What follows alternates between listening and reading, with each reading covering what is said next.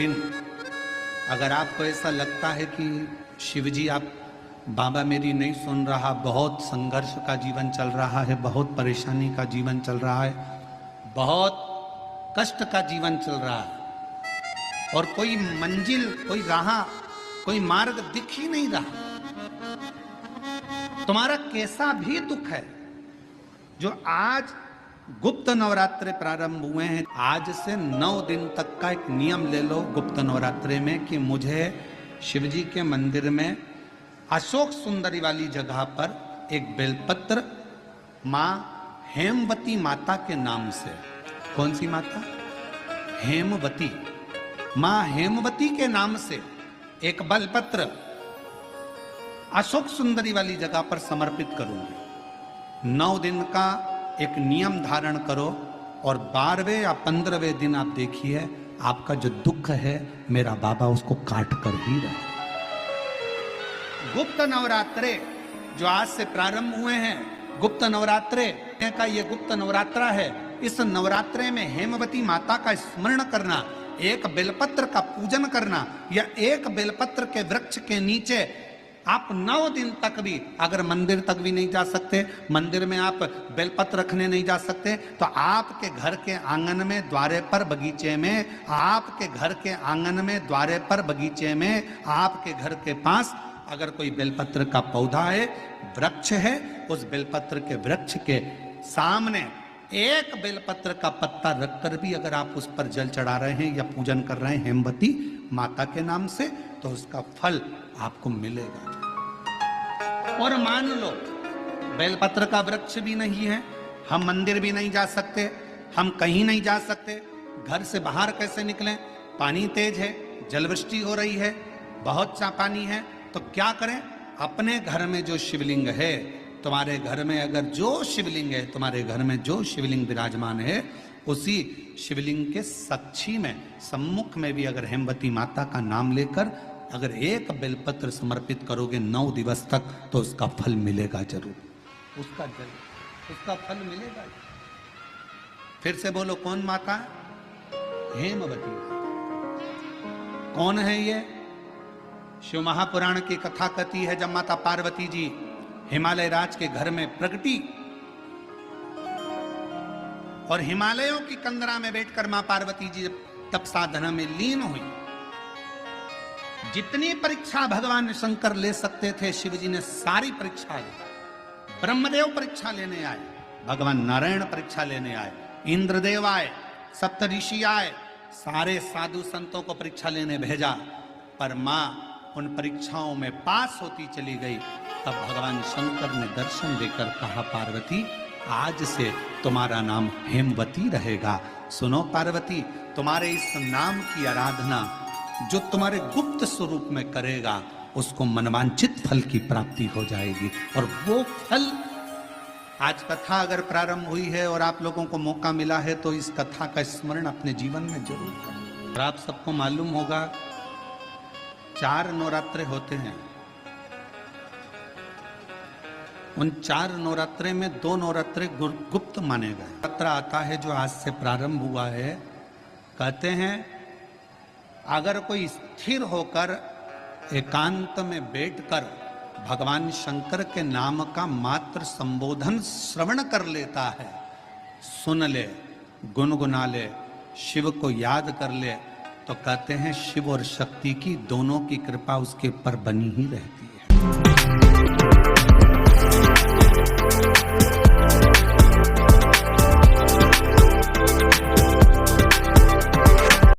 ले तो कहते हैं शिव और शक्ति की दोनों की कृपा उसके ऊपर बनी ही रहती है। नवरात्रे में 9 दिन में से कोई एक दिन ऐसा ले लो जिस दिन कन्याओं का भोजन कराओ, साथ में उनको लाल चुनरी ओढ़ाओ या कोई लाल वस्त्र, लाल पूजन की सामग्री उनको दो। अमृत के बूंद से प्रकट हुआ है पान का पत्ता। 33 कोटि देवताओं के पूजन में, पाठ में, अर्चना में ये अमृत का पत्ता काम आएगा। जिस जल के पात्र में यह पत्ता रखा रहेगा, वो जल क्षीर सागर के अमृत तुल्य हो जाएगा। क्षीर सागर के अमृत तुल्य। घर में लड़ाई चल रही है, क्रोध हो रहा है, विवाद हो रहा है, आपस में परिवार टूट रहा है, विवाद हो रहा है, पति पत्नी में झगड़ा हो रहा है, अदालत तक बात पहुंच गई, तलाक तक बात पहुंच गई, तो भी अगर एक श्रीफल को लेकर घर में घुमाकर उस पे लच्छा लपेटकर तुमरुका जी का नाम लेकर जिस पति पत्नी में झगड़ा और उसके नाम का मोली लच्छा, लच्छा जानते हो मोली जो हाथ में बांधते हैं, नाड़ा, उसको लपेट कर अगर शंकर जी के मंदिर में ले जाकर उसको समर्पित कर दिया जाए तुमरुका जी के नाम से, तो पति और पत्नी में बैर होना समाप्त हो जाता है, दोनों में प्रेम बढ़ जाता है। तलाक की भी बात चल रही हो तो दोनों में प्रेम हो जाता है। तलाक नवरात्रे चाहे चैत्र के आए नवरात्रे, चाहे सर्दियाँ आए, चाहे गुप्त नवरात्रे आए, उसमें शंकर भगवान की जितनी जितनी आराधना करोगे उतनी उतनी जगत जननी जगदम्बा दुर्गा प्रसन्न होती चली जाती है और वर देती चली जाती है, उतनी प्रसन्न। 2 गुप्त नवरात्रे होते हैं, थोड़ा ध्यान देंगे। 2 गुप्त नवरात्रे होते हैं। एक गुप्त नवरात्रा यही माघ के महीने में आता है। श्रृंगी ऋषि ने इस गुप्त नवरात्रे का बड़ा वर्णन किया। श्रृंगी बाबा ने इस गुप्त नवरात्रे के बारे में बहुत कुछ बताया, बहुत कुछ। श्रृंगी बाबा गुप्त नवरात्रे के लिए कहते हैं कि अगर इस गुप्त नवरात्रे के अंतर्गत 9 लाल फूल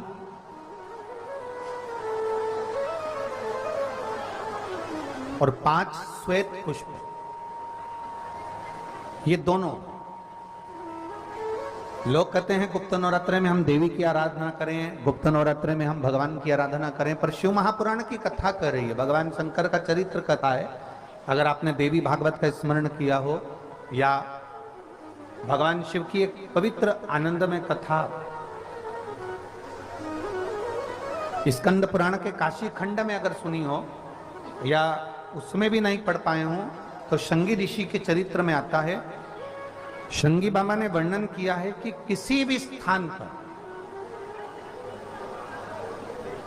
किसी भी स्थान पर यदि हमारे घर में 2 शिवलिंग है, नहीं है, तो किसी अपने घर के गमले में, बगीचे में 2 पार्थिव लिंग का निर्माण करें।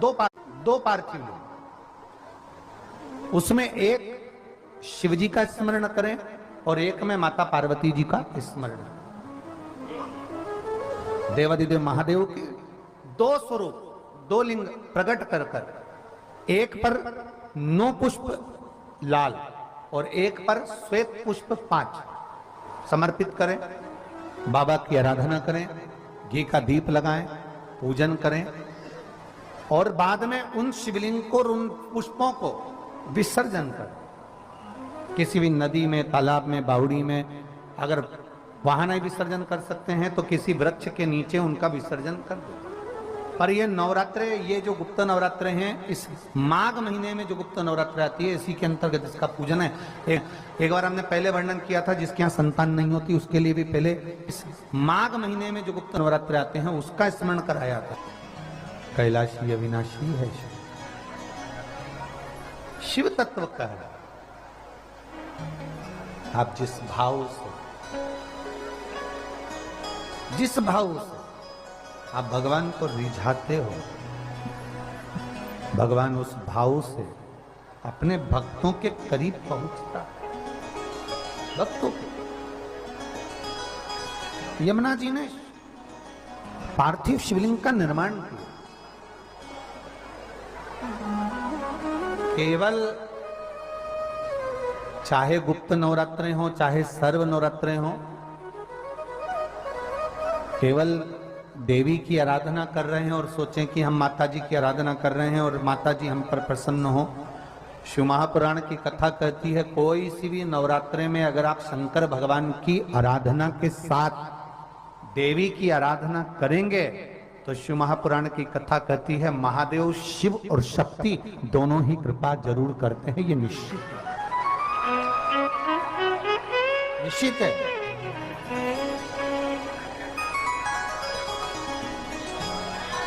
केवल एक तो शिव की आराधना कर लेना या शक्ति की आराधना कर लेना। हम शिव और शक्ति की दोनों की आराधना एक साथ करें। हम शिव और शक्ति की दोनों की आराधना, दोनों की आराधना। और हम तो दिन भी मौका लग जाए कभी नवरात्रे पड़े, चाहे गुप्त नवरात्रे हों, चाहे संपूर्ण विश्व को ज्ञात चैत्री और कुमार के नवरात्रे हों, पर हर नवरात्रे में आप एक विशेष ध्यान रखें प्रत्येक नवरात्रे में कि हमें शंकर भगवान के शिवलिंग की पूजन करनी। और एक और बात समझ लें, दो शिवलिंग का निर्माण नहीं भी कर सकते हैं तो एक शिवलिंग का निर्माण करें और उस शिवलिंग के पास में ही एक छोटा सा मिट्टी का ढेला रखकर मां जगत जननी जगदम्बा का भी पूजन कर सकते। आपको नहीं बनाना दो शिवलिंग, तो एक शिवलिंग एक मिट्टी का थोड़ा सा। ऐसा नहीं है कि मेरी माता दुर्गा भवानी पिंडी के रूप में नहीं पूजाती है। अगर मेरी माता पिंडी के रूप में नहीं पूजाती तो वैष्णो देवी में 3 पिंडियां विराजमान नहीं हो पाती। जितने जितने शक्तिपीठ हैं, आप प्रत्येक शक्तिपीठ में दर्शन करने के लिए जाएंगे तो वहां पर भी आपको पिंडी का दर्शन होता ही है। प्रत्येक शक्तिपीठ, ऐसा नहीं कि मेरी मां पिंडी के रूप में पूजाती नहीं है, वो भी पूजाती है। आप जिस भाव से भजेंगे, जैसे हम कहते हैं हमारे शहर में, हमारे सीहोर नगर में कुबेरेश्वर धाम कंकर शंकर की भूमि है। मतलब वहां जो गया है वो कंकर शंकर की आराधना करने के लिए गया है, कंकर शंकर की पूजन करने के लिए गया है।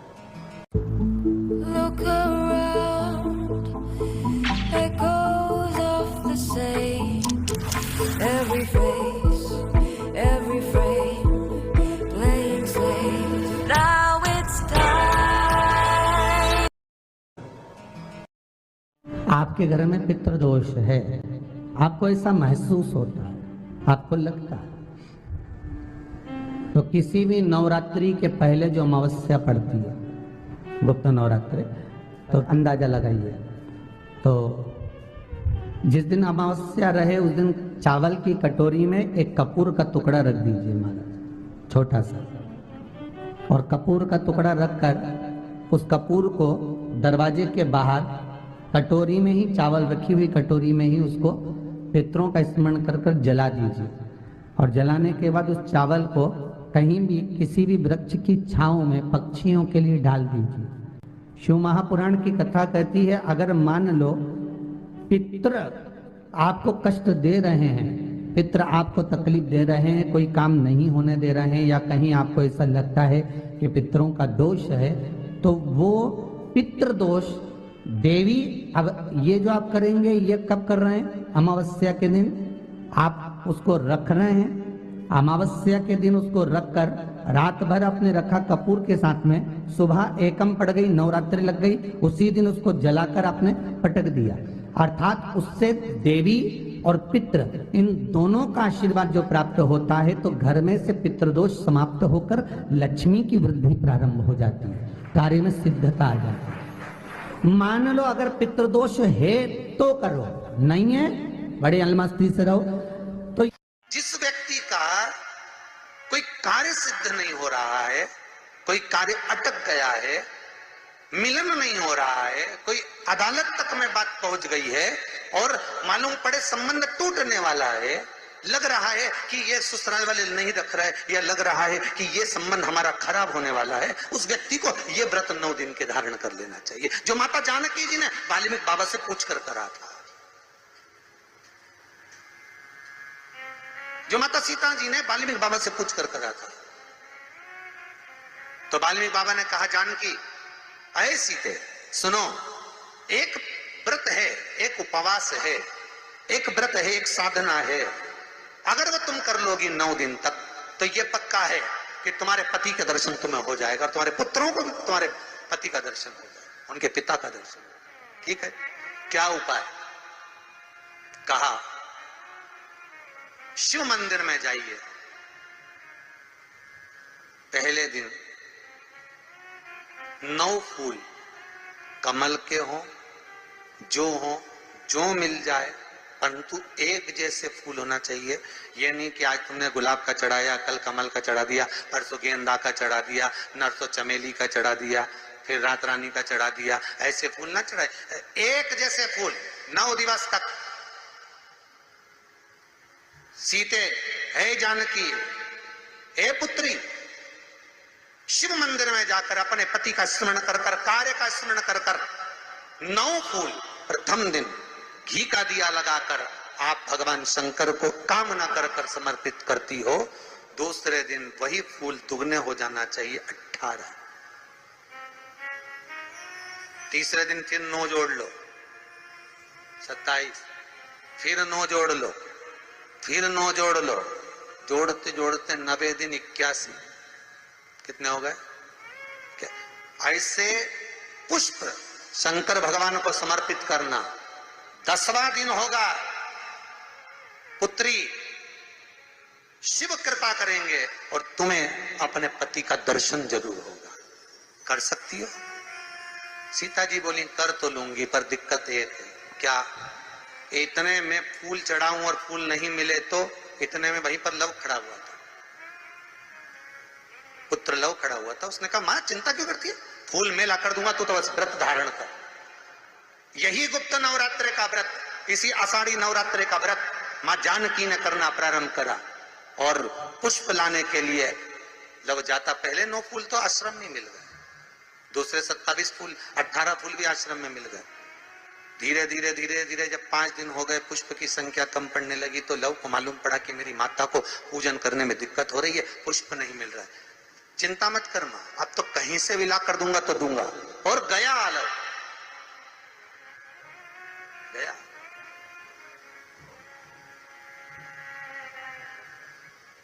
अयोध्या में पहुंच गए, जहां एक सुंदर सा सरोवर था।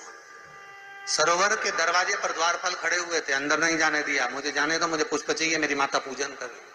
द्वारपालों ने पकड़ना चाहा, मना करा, नहीं माना। लव इनको पटक कर अंदर प्रवेश कर गया, फूल लेकर आया, माता को दिया। धीरे धीरे पुष्प आते रहे, चलता रहा। खबर पहुंच गई श्री राम जी महाराज के पास में कि कोई वाल्मीकि बाबा का शिष्य आता है और सरोवर के सारे कमल के फूल तोड़कर ले जाता है। बड़ा उद्दंड है, सैनिकों को मार देता है। सैनिक वो पड़े दूरों। राम जी को सूचना मिली, आज 9वां दिन था, माता जानकी इंतजार कर रही है पुष्प आए। इतने में चारों तरफ सेना को लगा दिया गया कि आज सरोवर का एक पुष्प नहीं जाना चाहिए। और लव का युद्ध प्रारंभ हो गया उस अयोध्या के सरोवर पर।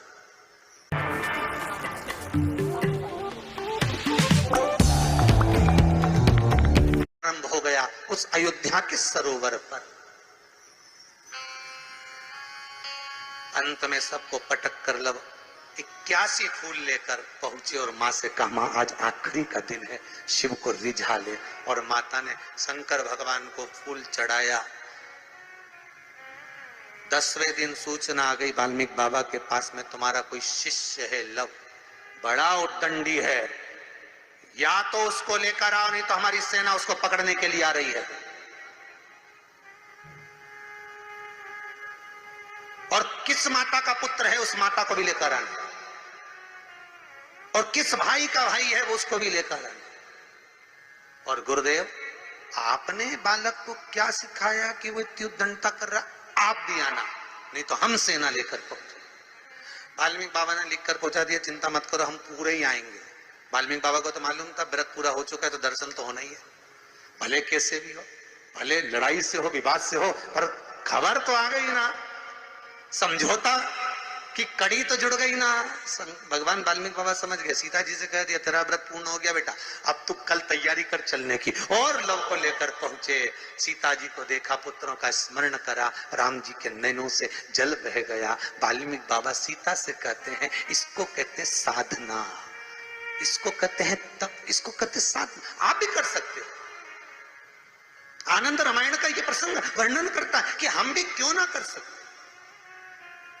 गुप्त नवरात्रे चालू हो गए, गुप्त नवरात्र करो, आराधना, कुछ नहीं तो एक फूल तो शंकर को चढ़ाना चालू करो, कम से कम एक पुष्प तो चढ़ाओ।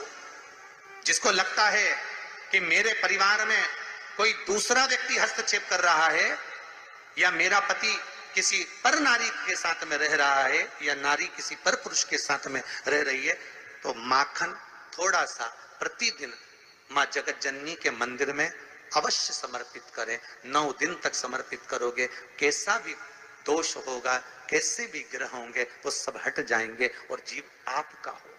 ये वो नवरात्र है जिसमें प्रेम आनंद बढ़ता है, स्नेह बढ़ता है। ये वो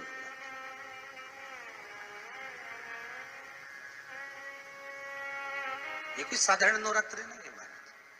भाई भाई में अगर द्वेष हो रहा है, विवाद चल रहा है, अदालत में बात चल रही है, कोई समझौता नहीं हो रहा, एक दूसरे से बातचीत बंद है, करो नवरात्र। यही गुप्त नवरात्र धारण करो। 9 दिन कुछ भी आप बाबा को पुष्प समर्पित करो, फूल। लगता क्या है, कोई यहाँ लिखा तो आनंद रामायण में ये थोड़ी नहीं लिखा कि एक एक सोने की अंगूठी समर्पित करो। उन्होंने तो लिखा पुष्प, केवल पुष्प, केवल पुष्प, इससे ज्यादा कुछ नहीं। भगवान को दीजिए। कोई कामना है आपकी नहीं हो रही, कल की अमावस्या हो जाना, लग जाए बाबा को रिझाओ, उसको मनाने का प्रयास करो, प्रकट हो।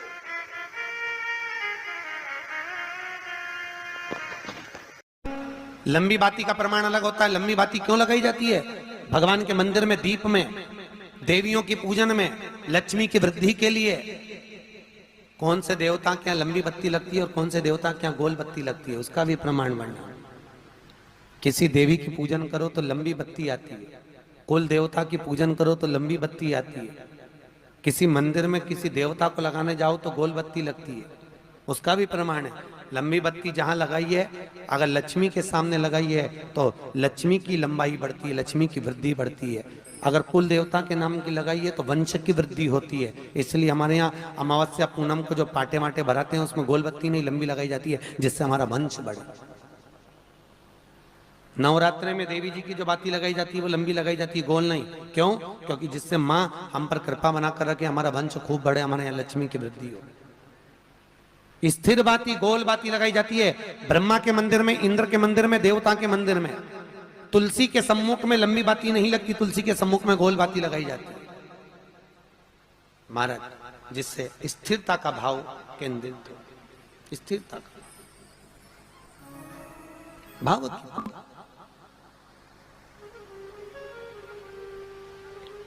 पीपल के वृक्ष के नीचे कभी लंबी बाती नहीं लगती, बड़ के पेड़ के नीचे कभी लंबी बाती नहीं लगती, आंवले के पेड़ के नीचे कभी गोल बाती नहीं लगती। आंवले के वृक्ष के नीचे लंबी बाती लगना चाहिए। धन की वृद्धि, सुख समृद्धि। तुलसी के पौधे के नीचे लंबी नहीं लगती, गोल बाती लगती। बातियों का भी प्रमाण।